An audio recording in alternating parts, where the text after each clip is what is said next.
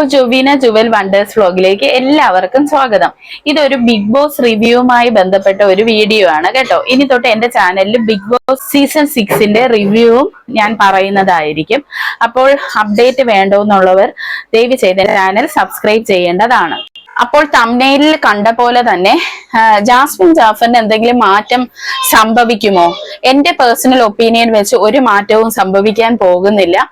അതിനുള്ള കാരണം ഞാൻ നിങ്ങളുടെ അടുത്ത് പറയാം. ഇപ്പോൾ ജാസ്മിൻ ജാഫറിന് 23 വയസ്സുള്ളതായിട്ടാണ് എന്റെ ഒരു അറിവ്. അപ്പോൾ ചെറുപ്രായത്തിൽ തന്നെ ഫെയിമിലോട്ട് വന്ന ഒരു സ്ത്രീയാണ് ജാസ്മിൻ ജാഫർ.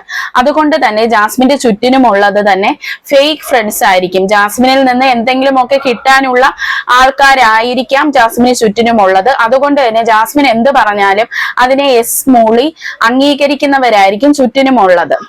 അതുകൊണ്ട് തന്നെ ഈ കുട്ടി ഒരു തെറ്റ് ചെയ്താൽ അതിനെ തിരുത്തി കൊടുത്ത് അതിനെ നേർവഴിക്ക് നടത്താനൊന്നും ആരും ഉണ്ടായെന്ന് വരില്ല. പിന്നെ ഞാൻ കരുതിയത് ജാസ്മിൻ ജാഫറിന്റെ പേരൻസിന് ഇതിൽ ഇൻവോൾവ്മെന്റ് ഇല്ലെന്ന് തന്നെയാണ്.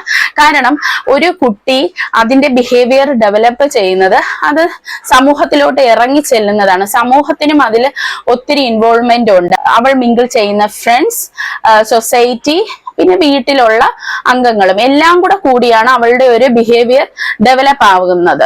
ഏതൊരു കുട്ടിയുടെയും. അല്ലാതെ ഒരു പേരൻസും പറയില്ല നീ ഇങ്ങനെയൊക്കെ പെരുമാറണമെന്ന് ഒരു പേരൻസും പറഞ്ഞു കൊടുക്കില്ല മക്കൾക്ക്.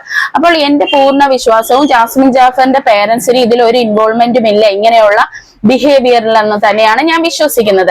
പക്ഷേ ഇവിടെ സീക്രട്ട് ഏജന്റ് എന്ന് പറയുന്ന ഒരു യൂട്യൂബർ അദ്ദേഹത്തിന്റെ ചാനലിൽ പറയുന്നുണ്ട്, അദ്ദേഹത്തിന് ഒരു മെസ്സേജ് ചെന്നു, ജാസ്മിൻ ജാഫറിന്റെ അച്ഛൻ ബേക്കറിയിൽ വെച്ചു കണ്ടു എന്നുള്ളത്. എന്നാണ് ജാസ്മിൻ ജാഫറിന്റെ അച്ഛനെ ബേക്കറിയിൽ വെച്ച് കണ്ടെന്നുള്ളതെന്ന് വെച്ചാൽ, ഇന്നലെയാണല്ലോ ജാസ്മിൻ ജാഫറിനെ ബിഗ് ബോസ് വിളിച്ച് അച്ഛന്റെ കോൾ കൊടുത്തത്.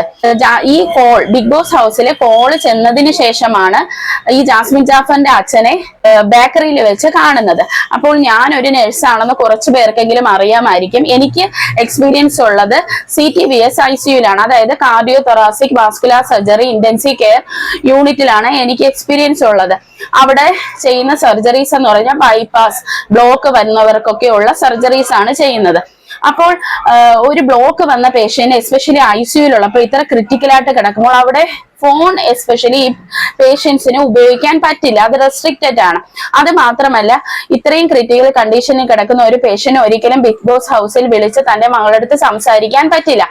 അപ്പോൾ ഇതിൽ എന്തോ ഒരു ഫിഷി ആയിട്ടും നമുക്ക് തോന്നുന്നുണ്ട്. എല്ലായിടത്തും ജാസ്മിനെ പറ്റി അഴുക്ക് പറഞ്ഞുകൊണ്ടിരിക്കുമ്പോൾ തന്റെ ഫാദർ ബേക്കറിയിൽ പോയി എന്ന് പറയുമ്പോഴേ അതിന്റെ ഒരു ആ വീട്ടുകാർ അത് എങ്ങനെയാണ് എടുത്തിരിക്കുന്നതെന്ന് നമുക്ക് ഒന്ന് ചിന്തിക്കാവുന്നതേ ഉള്ളൂ. അപ്പോൾ അങ്ങനെ ആ അപ്പനും അമ്മയ്ക്കും അതിൽ ഇൻവോൾവ്മെന്റ് ഉണ്ടെങ്കിൽ അവർ ചെയ്യുന്നത് ഒരു വലിയ തെറ്റാണ്. കാരണം തന്റെ മകളെ ഗൈഡ് ചെയ്യേണ്ട സമയത്ത് ഗൈഡ് ചെയ്യുക തന്നെ വേണം. കാരണം പ്രായം വളരെ കുറവാണ് ജാസ്മിൻ ജാഫറിന്. ഒരു എക്സാമ്പിൾ പറയുവാണെങ്കിൽ, നമ്മളിപ്പോ ഒരു പ്രസവം നടക്കുന്നു, നമുക്കറിയാം ഒരു കുഞ്ഞ് ഏത് പാത്തിൽ കൂടെയാണ് വരുന്നതെന്ന്, ബെർത്ത് കനാൽ എവിടെ കൂടെയാണെന്ന് നമുക്കറിയാം. അതായത് വജൈനയിൽ കൂടി അല്ലെങ്കിൽ സിസേറിയൻ ചെയ്താൽ വയറ് മുറിച്ചാണെന്നും നമുക്കറിയാം. That is A fact. പക്ഷേ ഡെലിവറിയിലെ എക്സ്പീരിയൻസ് പല സ്ത്രീകൾക്കും പലതായി. ഒരു സ്ത്രീ പ്രസവിക്കുന്നത് വരെ അല്ലെങ്കിൽ ആ ഒരു ജേർണി കൂടി പോകുന്നത് വരെ അവൾക്ക് അതൊരു കേൾവി മാത്രമാണ്. അതുപോലെയാണ് ജാസ്മിൻ ജാഫറിന് ലൈഫ് എക്സ്പീരിയൻസ് ചെയ്യാത്ത കുറെ കാര്യങ്ങളുണ്ട്. ഈ ലൈഫ് എക്സ്പീരിയൻസ് ചെയ്തവർ ആ കുട്ടിയെ ഗൈഡ് ചെയ്യേണ്ടത് വളരെ അത്യാവശ്യമാണ്. അത് ജാസ്മിൻ ജാഫറിന്റെ ഉപ്പയും ഉമ്മയും വളരെ ശ്രദ്ധിച്ച് ചെയ്യേണ്ട ഒരു കാര്യമാണ്. അല്ലെങ്കിൽ ആ കുട്ടിയുടെ ജീവിതം സ്പോയിലാകും. അപ്പോൾ ഇവിടെ ഞാൻ നിങ്ങളെ പറയാൻ മനസ്സിലാക്കി ജാസ്മിൻ ജാഫർ കടന്നു വന്ന കുറെ ലൈഫ് പാത്തിനെ പറ്റി. ഇനി എന്തുകൊണ്ടാണ് ജാസ്മിൻ ജാഫർ ഒരിക്കലും ചേഞ്ച് ആവത്തില്ലെന്ന് ഞാൻ പറയാനുള്ള കാര്യം എന്ന് പറയാം. അതായത് നിങ്ങൾക്ക് എല്ലാവർക്കും അറിയാവുന്നതാണ്, കേസും അസ്ലയും തമ്മിലുള്ള ഒരു ഓഡിയോ ക്ലിപ്പ് പുറത്തു വന്നതുമായി ബന്ധപ്പെട്ട് ജാസ്മിൻ ജാഫർ ഉണ്ടാക്കിയ ഒരു പുകിൽ നമുക്ക് എല്ലാവർക്കും അറിയാവുന്നതാണ്. അപ്പോൾ ആ സമയത്ത് ഒരു ഓഡിയോ ക്ലിപ്പ് പുറത്തു വന്നതിൽ ജാസ്മിൻ ജാഫർ കേസിനെ ബ്ലാക്ക് മെയിൽ ചെയ്യുന്നുണ്ട്. അത് നമ്മളെല്ലാം കേട്ടതാണ്. ബ്ലാക്ക് മെയിൽ ചെയ്തിട്ട് തന്റെ ക്രീമിനെ പറ്റി കേസ് പറഞ്ഞ റിവ്യൂ മാറ്റി പറയണമെന്ന് ജാസ്മിൻ ജാഫർ ബ്ലാക്ക് മെയിൽ ചെയ്യുന്നുണ്ട് കേസിനെ. അതുപോലെ തന്നെ അസ്ലാം അലി ഭയങ്കരമായിട്ട് ജാസ്മിൻ ജാഫറിനെ ഒരു സമയത്ത് പേടിക്കുന്നുമുണ്ട്. അസ്ലാം അലിയും ഇതേ കണക്ക് ബ്ലാക്ക് മെയിൽ ചെയ്തതായിട്ട് നമ്മൾ അറിയുന്നുണ്ട്. അസ്ലാം അലി ആരടുത്തോ പറഞ്ഞതായിട്ട് നമ്മൾ അറിഞ്ഞിട്ടുണ്ട്. ഇങ്ങനെ റെക്കോർഡിംഗ് എന്തോ അതും ആ സമയത്തും അത് പുറത്തു വന്നായിരുന്നു. അപ്പൊ ജാസ്മിന്റെ മൊത്തത്തിലുള്ള ഒരു ക്യാരക്ടർ നോക്കുമ്പോൾ ആ സ്ത്രീ അങ്ങനെ ബ്ലാക്ക് മെയിൽ ചെയ്യണമെങ്കിൽ നിങ്ങൾ തന്നെ ആലോചിച്ച് നോക്കൂ ആ സ്ത്രീയുടെ ഒരു മെന്റാലിറ്റി എന്തായിരിക്കുമെന്ന്. അതുമാത്രമല്ല, ഇന്നലെ റോസ്റ്റിംഗ് ടാസ്ക് നടക്കുന്ന സമയത്ത് ഈ ജഡ്ജസ് വിധി പ്രഖ്യാപിക്കുന്ന സമയത്ത് നമ്മുടെ ജാസ്മിൻ ജാഫറിന്റെ പിറകിലാണ് ഗബ്രി നിൽക്കുന്നത്. ആ സമയത്ത് ജാസ്മിൻ ജാഫർ ഗബ്രിയോട് പറയുന്നുണ്ട്, ഇങ്ങോട്ട് കയറി നിൽക്ക് ഗബ്രി, ഇങ്ങോട്ട് കയറി നിൽക്കെന്ന്.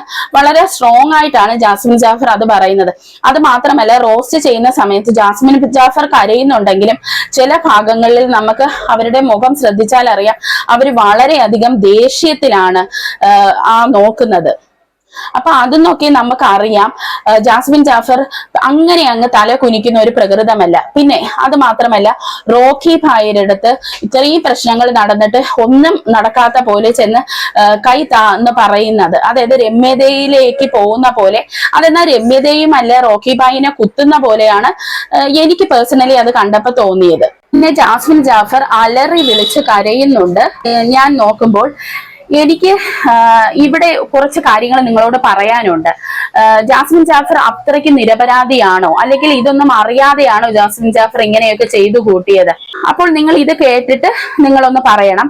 കാരണം ജാസ്മിൻ ജാഫർ ഒരു ഇന്റർവ്യൂവിൽ പറയുന്നുണ്ട് തനിക്ക് പെർഫ്യൂംസ് ഹറാം ആയതുകൊണ്ട് അത് ഒരിക്കലും ഉപയോഗിക്കാറില്ല ആ പെർഫ്യൂംസ് എന്ന്. അത് മാത്രമല്ല, കേസും അസ്ലയും ജാസ്മിനെ കുറിച്ച് അഴുക്ക് പറഞ്ഞ സമയത്ത് താൻ നല്ലവളാണ് എന്ന് അറിയിക്കാൻ വേണ്ടി, അല്ലെങ്കിൽ സൊസൈറ്റിയെ ഞാൻ അങ്ങനത്തെ ഒരു വ്യക്തി അല്ല, ഞാൻ തെറ്റായി നടക്കുന്ന ഒരു സ്ത്രീ അല്ല എന്ന് അറിയിക്കാൻ വേണ്ടി ജാസ്മിൻ ജാഫർ അന്ന് സോഷ്യൽ മീഡിയയിൽ ഇട്ട ഒരു വീഡിയോ ഉണ്ട്.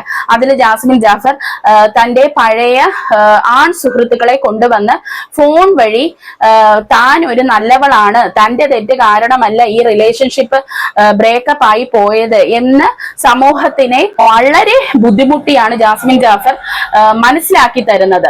ഇത്രയും, അതായത് നേർവഴി എന്നുള്ളതും അല്ലെങ്കിൽ ഒരു സ്ത്രീ എങ്ങനെ ആയിരിക്കണം എന്നുള്ളതൊക്കെ വ്യക്തമായി അവിടെ അറിയാവുന്നത് കൊണ്ടാണല്ലോ സമൂഹത്തിനെ അത് പറഞ്ഞ് മനസ്സിലാക്കിച്ചത്. ഇത്രയും കാര്യങ്ങൾ അറിയാമെന്നുള്ള ജാസ്മിൻ ജാഫർ ഇങ്ങനെ ഒരു മണ്ടത്തരം ബിഗ് ബോസ് ഹൗസിൽ ചെന്നിട്ട് കാണിക്കുമോ? എനിക്ക് തോന്നുന്നില്ല.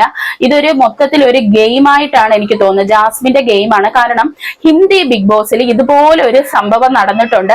അതിൽ ഇതുപോലെ ഒരു ഉപ്പ അവിടെ വന്നിട്ട് ഈ മകളെ വഴക്ക് പറയുകയും ഈ മകളോട് മര്യാദയ്ക്ക് നിന്ന് കളിക്കണമെന്ന് പറയുകയും ചെയ്യുന്നുണ്ട്. പക്ഷെ 3-4 ദിവസം കഴിയുമ്പോൾ ഈ മകള് വീണ്ടും പഴയ പടിക്ക് പോകുന്നതാണ് ആ ഹിന്ദി ബിഗ് ബോസിൽ കാണാൻ കഴിയുന്നത്.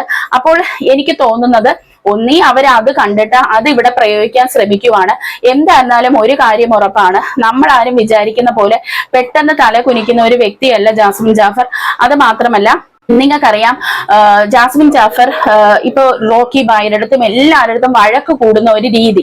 വഴക്ക് കൂടും, നമ്മൾ സ്ത്രീകള് പുരുഷന്മാരുടെ അടുത്ത് വഴക്ക് കൂടും. ആ വഴക്ക് കൂടുമ്പോൾ നമ്മൾ എത്ര ഒച്ചപ്പാടുണ്ടാക്കിയാലും വ്യക്തമായിട്ട് കാര്യങ്ങൾ പറഞ്ഞ് നിർത്തും, അല്ലെ?